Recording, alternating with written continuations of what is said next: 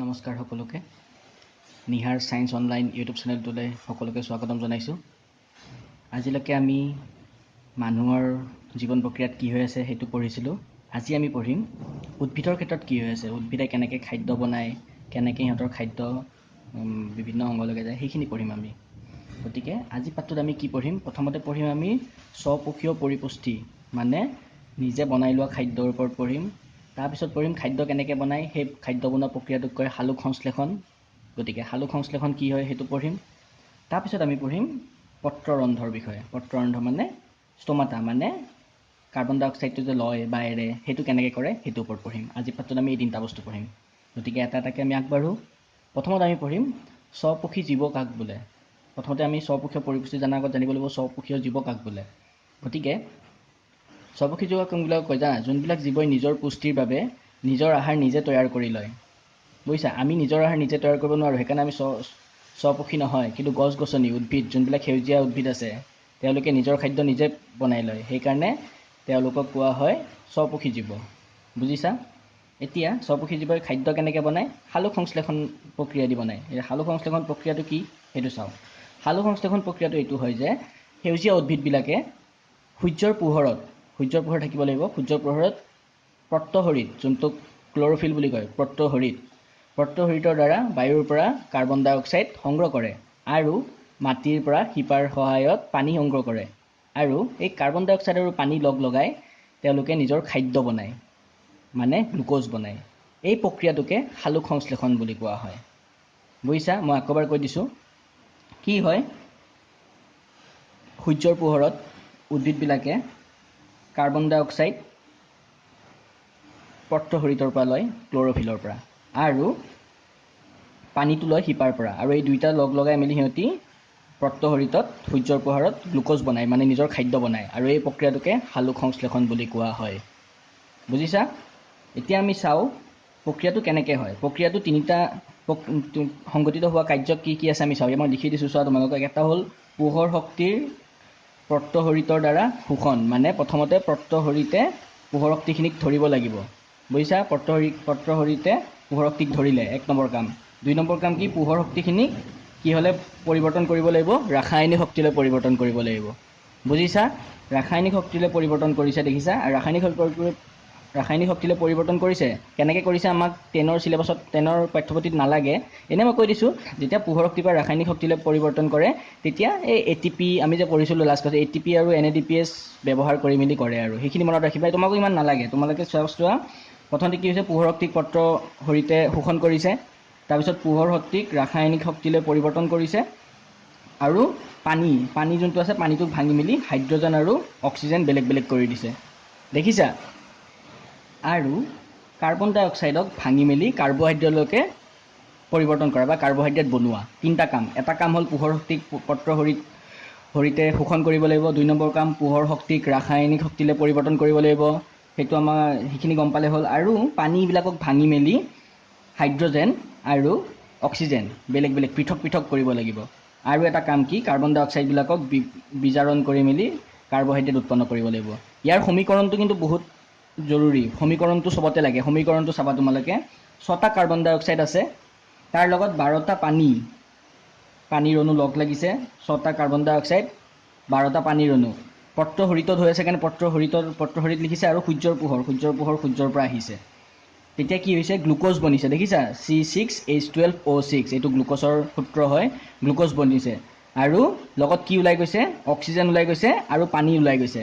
এই যে অক্সিজেন ওলাই গৈছে, দেখিছা? এই অক্সিজেনটোৱে গছে ওলাই দিয়ে গছৰ পৰা, আৰু এই অক্সিজেনটোৱে আমি লওঁ। বুজিছা? গ্লুক'জটো এনেকৈ সিহঁতি বনাই আছে, আৰু অক্সিজেনটো সিহঁতি লগত ওলাই আছে, আৰু এই অক্সিজেনটো সিহঁতক নালাগে কাৰণে কি হৈ আছে? অক্সিজেনটো সিহঁতি গছৰ পৰা ওলাই দি আছে, আৰু এই অক্সিজেনটোৱে আমি লৈ আছোঁ আমাৰ দেহত, মানে উশাহৰ সহায়ত। বুজিছা? ক'ৰ পৰা অক্সিজেনটো পাই আছোঁ আমি? সেইকাৰণে সালোক সংশ্লেষণ প্ৰক্ৰিয়াটো বহুত দৰকাৰী হয়। গছৰ কাৰণেও দৰকাৰী, আমাৰ কাৰণেও দৰকাৰী। বুজিছা? এতিয়া আমি এটা ছবিৰ সহায়ত চাব পাৰোঁ কি হৈ আছে। এই চোৱা, এইটো এটা পাতটোৰ যদি আমি এইখিনি অংগ, এইবিলাকতো শিৰা গম পাইছা, এইটো মধ্য শিৰা। এই পাতটোৰ যদি এইখিনি অংগ আমি ভালকৈ চাওঁ, দেখিবা ইয়াত ওপৰত বহিত্তক আছে, তলত নিম্ন বহিত্তক আছে, মাজত হৰিতকণা আছে। এতিয়া হৰিতকণা কি হয় জানানে? হৰিতকণাটোক ইংলিছত কোৱা হয় ক্ল'ৰ'প্লাষ্ট। এই হৰিক কণাবিলাকৰ ভিতৰতে সৰু সৰু সৰু সৰুকৈ এগাল পত্ৰ হৰিক থাকে আৰু এই পত্ৰ হৰিকবিলাকতে কি হৈ আছে খাদ্য বনি আছে বুজিছা এই হৰিত কণাবিলাক থাকে এনেকৈ পাতটোৰ এটা অংগ চালে আমি এনেকৈ দেখিম যদি আমি অনুবীক্ষণ যন্ত্ৰৰ তলত চাওঁ বুজিছা গতিকে কি হৈ আছে ইয়াত দেখিছা ইয়াত ধুনীয়াকৈ খাদ্য বনি আছে আৰু কাৰ্বন ডাই অক্সাইড প্ৰয়োগ কৰি বনাই আছে আৰু অক্সিজেন ওলাই গৈ আছে আৰু অক্সিজেনবিলাক ইয়াত দেখিছা ৰক্ষীকোষ আছে ৰক্ষীকোষেদি সিহঁতি ওলাই দি আছে আৰু এই যে ইয়াত যে প্ৰক্ৰিয়া তিনিটা দেখিছা এই প্ৰক্ৰিয়া তিনিটা এইটোৰ পিছত এইটো সেনেকৈ হ'ব লাগিব বুলি কথা নাই কাৰণ কিয় জানানে এই যে মৰুজ উদ্ভিদবিলাক থাকে যোনবিলাক মৰুভূমিত থাকে সিহঁতি কি কৰে জানানে সিহঁতি দিনৰ ভাগত নিজৰ পত্ৰৰন্ধ্ৰ খুলিব নোৱাৰে কিয় খুলিব নোৱাৰে অলপ পিছত আমি গম পাম সিহঁতি দিনৰ ভাগত খুলিব নোৱাৰে সেইকাৰণে কি কৰে জানা সিহঁতি ৰাতিৰ ভাগতে সেই পত্ৰৰন্ধ্ৰ খুলি মেলি সিহঁতি কাৰ্বন ডাই অক্সাইড ৰাখি থৈ দিয়ে নিজৰ তাত মধ্যৱৰ্তী যোগ সৃষ্টি কৰি মেলি ৰাখি থৈ দিয়ে নিজৰ ভিতৰত বুজিছা আৰু কি হয় যেতিয়া দিনত সূৰ্যৰ পোহৰ পায় তেতিয়া কি কৰে পানী আৰু সেই কাৰ্বহাইড্ৰেট কি কাৰ্বন ডাই অক্সাইড যে থৈ দিছিলে সেইখিনি লগ লগাই সিহঁতি সালোক সংশ্লেষণ কৰি নিজৰ খাদ্য বনায় বুজিছা সেইকাৰণে এইটো একেবাৰে জৰুৰী নহয় যে প্ৰথমতে পোহৰৰ শক্তিয়ে পাব লাগিব তাৰপিছত আমি কাৰ্বন ডাই অক্সাইড ল'ব লাগিব তাৰপিছত আমি পানী ল'ব লাগিব তাৰপিছতহে আমি খাদ্যটো বনাব পাৰিম সেনেকুৱা কথা নাই উদ্ভিদে নিজৰ পৰিৱেশ সাপেক্ষে নিজে কৰি লয় এতিয়া মৰুজ উদ্ভিদে ৰাতি দিনত খুলিব নোৱাৰে কাৰণ তাত বহুত গৰম থাকে কেকটাছবিলাক যেনেকুৱা বহুত গৰম থাকে সেইকাৰণে সিহঁতি কি কৰে ৰাতিয়ে লৈ থৈ দিয়ে কাৰ্বন ডাই অক্সাইডখিনি বুজিছা কিয় লয় এতিয়া গম পাম এতিয়া আমি চাম আমি গম পালোঁ খাদ্য কেনেকৈ বনাই গম পালোঁ এতিয়া আমি চাব লাগিব খাদ্য কেনেকৈ বনাই গম পালোঁ আৰু পানী ক'ৰ পৰা লয় আমিতো গম পালোঁ পানীটো শিপাৰ পৰা লয় সেইটো চবেই জানে গছে এতিয়া আমি চাব লাগিব কাৰ্বন ডাই অক্সাইডবিলাক কেনেকৈ ওলোৱা সোমোৱা কৰে বুজিছা এতিয়া আমি কেনেকৈ ওলোৱা সোমোৱা কৰে জানানে আমি আগৰ ক্লাছত পাইছিলোঁৱে যে পাতৰ উপৰিভাগত কিছুমান সৰু সৰু ৰন্ধ্ৰ থাকে যোনবিলাকক কি বুলি কোৱা হয় জানানে এইবিলাক কোৱা হয় পত্ৰৰন্ধ্ৰ বুলি কোৱা হয় মানে ষ্টমাটা বুজিছা এইটো এটা ষ্টমাটা এইটো এটা ষ্টমাটা দুইটা বেলেগ বেলেগ কিয় কিছু মই তোমালোকক কৈ আছোঁ এতিয়া কি হয় আমি যিমানবিলাক মানে উদ্ভিদে যিমান গেছৰ আদান প্ৰদান কৰে মানে অক্সিজেন ওলাই দিয়ে বা কাৰ্বন ডাই অক্সাইড লয় বা কাৰ্বন ডাই অক্সাইড ওলাই দিয়ে বা অক্সিজেন লৈ যি কৰে সেইখিনি কাম সিহঁতি এই পত্ৰৰন্ধ্ৰ দিয়ে কৰে কিন্তু অকল এই উশাহ মানে সিহঁতে গেছ বিনিময় কৰা কামটোৱে অকল পত্ৰৰন্ধ্ৰই নকৰে পত্ৰৰন্ধ্ৰই আকৌ পানীও ওলাই দিয়ে দেহৰ পৰা মানে সিহঁতৰ গছৰ পৰা গতিকে দুইটা কাম একেলগে কৰে সেইকাৰণে পত্ৰৰন্ধ্ৰটো এনি টাইম খুলি থ'ব নোৱাৰে যদি পত্ৰৰন্ধ্ৰটো এনি টাইম খুলি থাকে কি হ'ব পানী ওলাই গৈ থাকিব দেখোন তো সিহঁতি সালোক সংশ্লেষণ কৰিবই নোৱাৰিব কাৰণ পানী ওলাই গ'লে পানীওতো দৰকাৰ কাৰ্বন ডাই অক্সাইডৰ লগত পানীও দৰকাৰ গতিকে সিহঁতি সকলো সময়ত পত্ৰৰন্ধ্ৰটো খুলি থ'ব নোৱাৰে তাৰ বাবে এটা বিশেষ প্ৰক্ৰিয়া আছে কি প্ৰক্ৰিয়া আছে জানানে এই যে পত্ৰৰন্ধ্ৰবিলাকত ৰক্ষীকোষ আছে কি হয় যেতিয়া আমাক কাৰ্বন ডাই অক্সাইড দৰকাৰ হ'ব